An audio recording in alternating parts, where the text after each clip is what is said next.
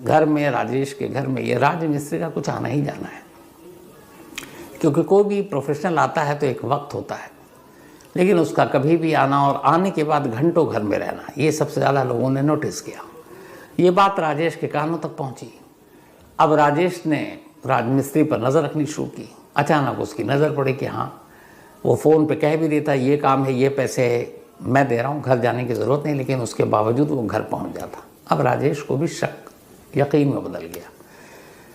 तो उसने फिर एक रोज़ राजमिस्त्री को बुलाया और उसने कहा कि ये लो तुम्हारे पैसे, हिसाब किताब बराबर, आज के बाद काम कोई और करेगा और तुम मेरे घर नहीं आओगे। उसने राजेश को अच्छे से समझाया।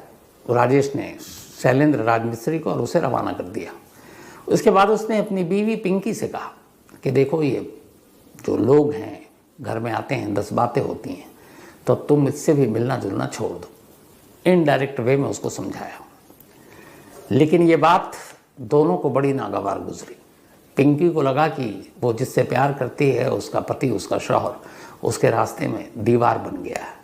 उधर राजमिस्त्री शैलेंद्र को भी लगा कि अब घर आने जाने पर रोक लग गई है, वो पिंकी से मिले बिना रह नहीं सकता। तो दोनों बेचैन, दोनों ने फिर फ़ोन पे बातें करनी शुरू की। कुछ वक्त तो फ़ोन पे बातें और चैट से गुजारी। फिर ये तय हुआ कि ये कब तक चलेगा, कुछ हल निकालना चाहिए। कायदे से हल निकल सकता था। अगर इतनी मोहब्बत थी तो पिंकी राजेश को तलाक देकर शैलेंद्र से शादी कर सकती थी, लेकिन यही मोहब्बत में मिलावट वाली बात आ गई। पिंकी शैलेंद्र के साथ ज़िंदगी तो गुजारना चाहती थी, लेकिन साथ में वो राजेश की तमाम दौलत, विरासत, वो ऐशो आराम, वो भी अपने साथ ले जाकर शैलेंद्र के साथ उसी तरीके से जीना चाहती थी, गरीबी में नहीं। एक राजमिस्त्री की सिर्फ बीवी बनकर नहीं जीना चाहती थी, यानी उसे प्यार भी चाहिए था, साथ में दौलत और सारी आराम व आसाइश भी। अब यहीं से हुआ कि क्या किया जाए कि दोनों चीज़ें आए। अब राजेश को तलाक देने का मतलब उसकी जायदाद से बेदखल, तो होना यह कि अब राजेश को ही रास्ते से हटा दो। दबी जुबान में दोनों ने पहले एक दूसरे को टटोला, लगा कि दोनों की नीयत एक ही है, तो फिर खुलकर दोनों बातें करने लगे, शैलेंद्र और पिंकी। इसके बाद हुआ कि कैसे, तो ऐसे कि हादसा लगे या फिर किसी को शक भी ना हो। अच्छा, उधर प्रॉपर्टी का काम है, बेशुमार दौलत है, लेकिन भाइयों में बड़े अच्छे रिश्ते हैं। कभी किसी चीज़ को लेकर झगड़ा नहीं हुआ, क्योंकि बाप ने बड़े अच्छे से बंटवारा किया था और भाई में वैसे भी बचपन से मोहब्बत थी। तो क्या किया जाए? टीवा की सबसे आसान रास्ता, जहर देकर मार दिया जाए। किसी को पता भी नहीं चलेगा, यूं लगेगा कि कोई बीमार हो गया, या फिर कोरोना काल में तो वैसे ही सब कुछ हो रहा था, तो पता भी नहीं चलेगा। तो दोनों में हुआ कि तय ठीक है। शैलेंद्र ने एक दिन जहर लाकर पिंकी को दिया और बोला इसको खाने में मिलाकर खिला दो। पिंकी ने खाने में मिलाकर खिला दिया। खाना खाते ही शैलेंद्र जो जहर लाया था, उससे राजेश की तबीयत बिगड़ी। आनन फानन में उसे अस्पताल ले जाया गया। अस्पताल ले जाया गया तो डॉक्टरों ने देखा, लेकिन जहर के बारे में पता नहीं चला। कुछ दिनों तक अस्पताल में भर्ती रहा और फिर ठीक हो गया, वापस लौट आया। जहर वाला फार्मूला नाकाम हो गया, लेकिन किसी को पता नहीं चला कि यह बीमारी जहर की वजह से हुई थी। अब पहला मिशन नाकाम। पिंकी और शैलेंद्र परेशान कि अब क्या करें। फिर हुआ कि नहीं, अब दोबारा फिर जहर दें और हॉस्पिटल जाएं और कहीं कोई टेस्ट हो, ब्लड टेस्ट हो, क्योंकि ये पढ़ी लिखी फैमिली, टीचर था राजेश, वाइफ भी पिंकी भी पढ़ी लिखी, तो लगा पकड़ में आ जाएंगे। तो हालांकि घर वालों को उस वक्त लगा था कि कुछ ऐसा तो नहीं है किसी ने मिला विला कर खिला दिया, जो आमतौर पर लोग बात करते हैं, नज़रें लगा दी या कुछ और। तो बात लेकिन वहीं पर आएगी, ख़त्म हो गई, क्योंकि राजेश ठीक ठाक होकर घर लौट आया था। अब ये हुआ कि जहर का आइडिया कैंसिल, अब दूसरा कोई प्लान बनाया जाए। तो दूसरा ये था कि किसी सुपारी किलर को हायर किया जाए। सुपारी किलर जान लेगा, उसके बाद अब इतने पैसे थे, इतनी प्रॉपर्टी थी, प्रॉपर्टी डीलर का धंधा था, तो कहीं भी कोई भी दुश्मनी निकाली जा सकती है। और सुपारी किलर कत्ल करेगा तो उसमें हम पे तो कोई आँच आएगी नहीं। अब ये हुआ कि ढूंढा जाए। शैलेंद्र ने ढूंढा 2 लोगों को, उनसे बात की, 4 लाख रुपए में डील डन हुई। तब ये हुआ कि 4 लाख रुपए दे दो पहले, तब काम होगा। पति को रास्ते से हटाने के लिए इतनी ज़्यादा बेचैन थी पत्नी पिंकी कि उसने आगे पीछे कुछ सोचा नहीं, पैसे उसके पास बेशुमार थे। उसने 4 लाख उठाए और सुपारी किलर को दे दिए। सुपारी किलर ने पैसे लिए और कहा कि ठीक है, इतने दिनों के अंदर काम कर देंगे। वो सारे दिन बीत गए, लेकिन राजेश जिंदा रहा। अब पिंकी परेशान, उसने पूछा शैलेंद्र से क्या हुआ। अब शैलेंद्र उस सुपारी किलर को ढूंढे, उसका मोबाइल वो सब कुछ बंद, गायब। अब उसको ढूंढा जा रहा, उसकी खबर की जा रही, लेकिन दोनों सुपारी किलर गायब। तो बाद में एहसास हुआ कि सुपारी किलर ने उन्हें बेवकूफ़ बना दिया।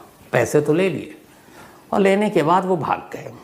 अब उसके खिलाफ मुकदमा भी क्या दर्ज कराएं कि भाई सुपारी किलर जो है हमारे सुपारी के पैसे लेके भागा है, तो उल्टे ये कंप्लेनेंट भी अंदर हो जाएंगे।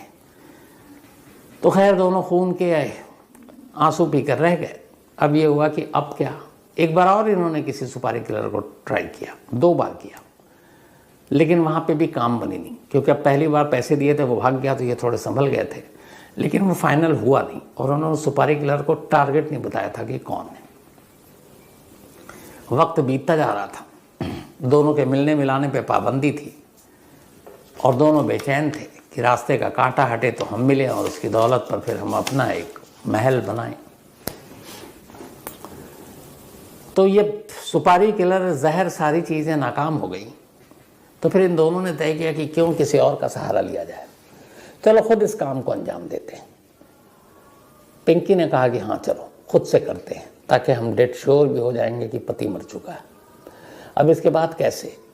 तो हुआ कि मौत ऐसी हो कि दुनिया को लगे कि एक रोड एक्सीडेंट है, सड़क हादसे में जान गई है। सड़क हादसे में रोज़ाना इतने लोग मरते हैं तो किसी को शक भी नहीं होगा।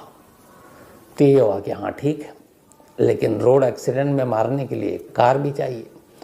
अब राजेश के कार से ही तो राजेश को कुचल नहीं सकते हैं, तो शक हो जाएगा। तो क्या किया जाए? तो फिर इन्होंने एक इको कार कहीं से सेकंड हैंड खरीदी, लेकिन उसके नंबर प्लेट चेंज कर दिया, फर्जी नंबर प्लेट लगाया। अब ये हुआ कि इसी इको कार से उसको कुचलेंगे तब जब वो तन्हा सड़क पर होगा, ट्रैफिक ज़्यादा नहीं होगी, लोग ज़्यादा नहीं होंगे, तो तेज़ स्पीड में, और हमें लोकेशन पता होगा कि कब कहाँ से गुजर रहा है, उसको कुचल कर मार डालेंगे और फिर वहाँ से भाग जाएंगे। फाइनल हो गया ये आइडिया। अब इसके बाद ये हुआ कि एक बैकअप प्लान भी होना चाहिए कि अगर रोड एक्सीडेंट हुआ, मानो मारा, गाड़ी ख़राब हो गई, तो फिर उतर के कहाँ भागेंगे। तो एक दूसरी गाड़ी होनी चाहिए जिसमें बैठकर हम लोग वहाँ से निकल सकें और इस गाड़ी को छोड़ दें, क्योंकि उस गाड़ी का मालिक या मालिकान के बारे में कोई इनसे तार नहीं जोड़ रहा था, यानी ना पिंकी से ना शैलेंद्र से। तो एक दूसरी गाड़ी का इंतज़ाम किया गया। और फिर ये हुआ कि अब कब, तो घर की बेदी लंका ढाए। पिंकी ने बताया कि मेरे पति को एक शौक़ है सुबह सुबह मॉर्निंग वॉक का, और वो सुबह मॉर्निंग वॉक के लिए जाते हैं। लेकिन मंडे टू फ्राइडे चूँकि वर्किंग डे होता है, तो बहुत सारी सुबह सुबह कानपुर जैसी जगहों पे दुकानें भी खुल जाती हैं, लोग सड़कों पे भी होते हैं। सैटरडे को थोड़ी भीड़ कम होती है, ट्रैफिक भी कम होता है, क्योंकि वीकेंड शुरू हो जाता है। लोग कहते हैं चलो अब आराम से सुस्ता हो, एक दिन मॉर्निंग वॉक पे ना जाऊं तो क्या हो। लेकिन राजेश 7 दिन मॉर्निंग वॉक पे जाया करता था, इवन संडे भी। तो ये हुआ कि सैटरडे का दिन चुनते हैं।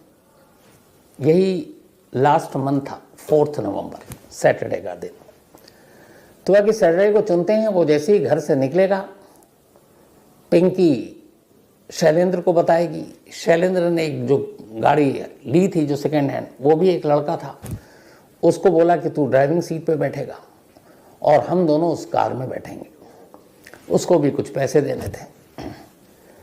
इधर अब एक दिक्कत ये थी कि जब भी राजेश मॉर्निंग वॉक पे जाता तो अपने बच्चों को लेकर जाता था।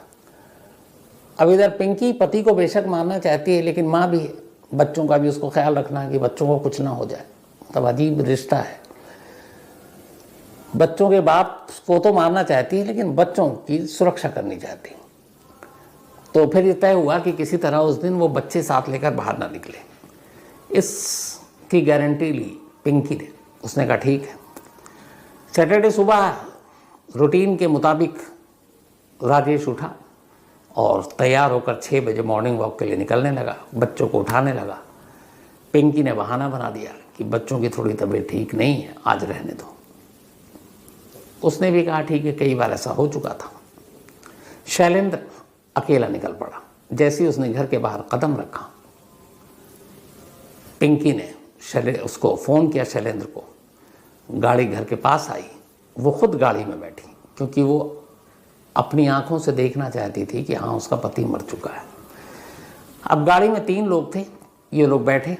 उसके बाद इन्होंने पहले ही इन्हें मालूम था कि रूट क्या है उसके मॉर्निंग वॉक का, और वो कौन सी जगह है। एक स्वीट शॉप था, उसी के पास आमतौर पे और कुछ था नहीं, और सुबह सुबह का वक्त, तो वहीं पे टक्कर मारने की, क्योंकि जगह भी ज़्यादा थी वहाँ पर।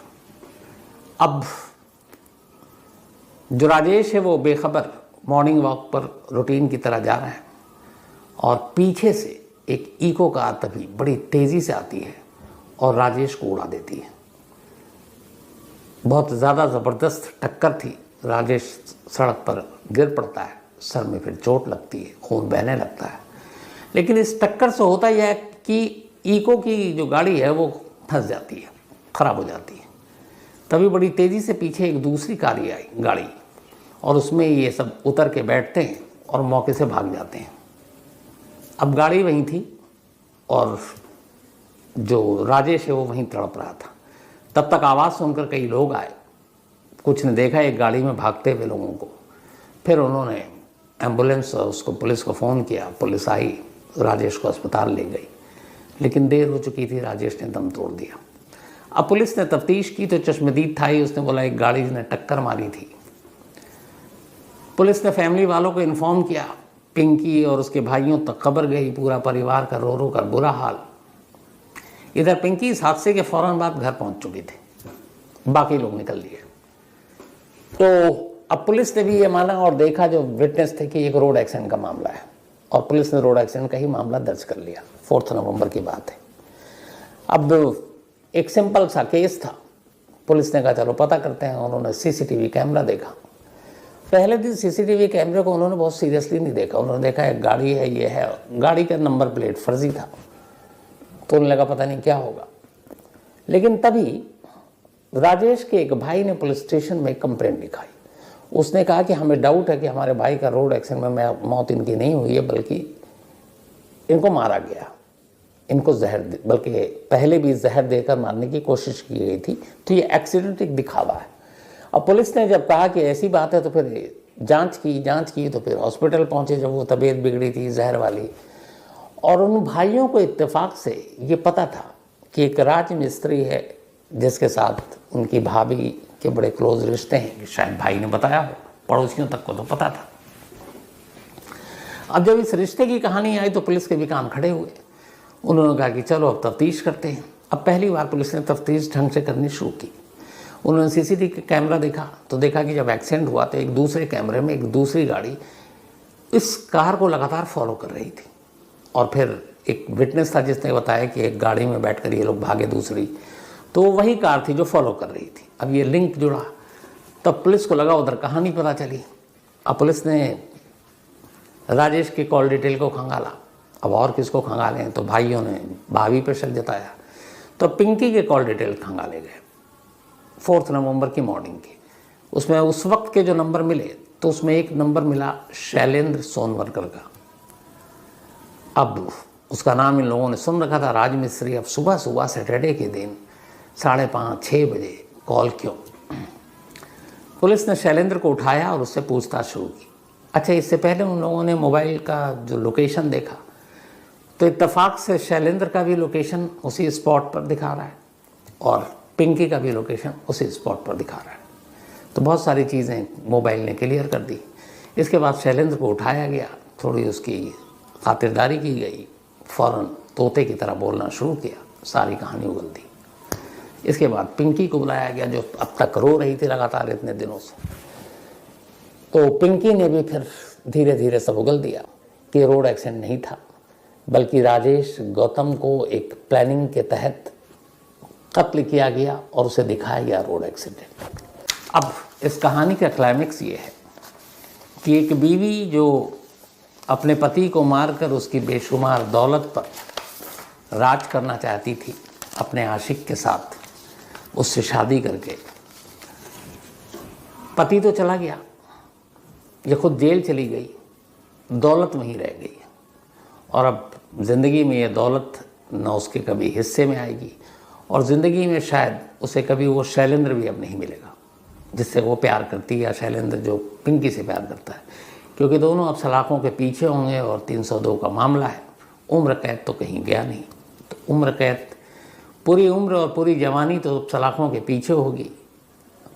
बुढ़ापे में मालूम नहीं, अगर कुछ रहम खाया कानून ने और दोनों को छोड़ दिया, तब तक इनका प्यार का बुखार उसी तरह बरकरार रहेगा, नहीं रहेगा, कहा नहीं जा सकता। लेकिन हाँ, इस चक्कर में 2 बच्चे यतीम हो गए, इसलिए कि बाप तो दुनिया में रहा नहीं उन दोनों बच्चों का, और माँ का साया भी छिन गया क्योंकि वो गुनहगार है और कानून उसे अपने साथ ले गई।